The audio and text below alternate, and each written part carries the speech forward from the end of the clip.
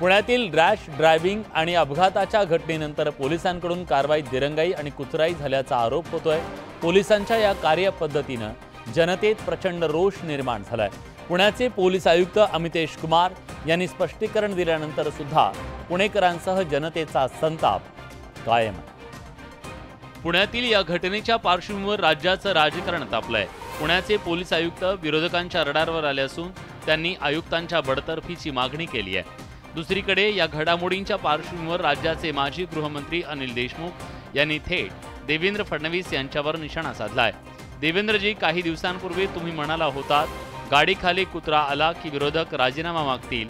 आज गरिबांच्या घरची 2 लेकरं धनदांडग्यांच्या गाडीखाली चिरडली आणि तुमच्या व्यवस्थेने हे 2 जीव घेणाऱ्या हैवानाला पिझ्झा बर्गर खाऊ घातले। 10 तासात जामीन करून दिला, तो पण रविवारी। देवेंद्रजी, आता तुम्हीच सांगा, आम्ही गृहमंत्र्यांचा राजीनामा का नाही मागायचा, असा थेट सवाल देशमुखांनी केला। त्यावरून सत्ताधाऱ्यांनी देशमुखांवर पलटवार केलाय। मुळामध्ये त्यांना प्रश्न विचारण्याचा नैतिक अधिकार तरी काय? आपण आपल्या काळात काय दिवे लावले? 100 कोटीची वसुली कोण करत होतं? पुणे पोलीस आयुक्तांसह गृहमंत्री फडणवीसही विरोधकांच्या रडारवर आल्याचं पाहायला मिळतंय। त्यामुळे राजकारण तापण्याची चिन्ह आहे।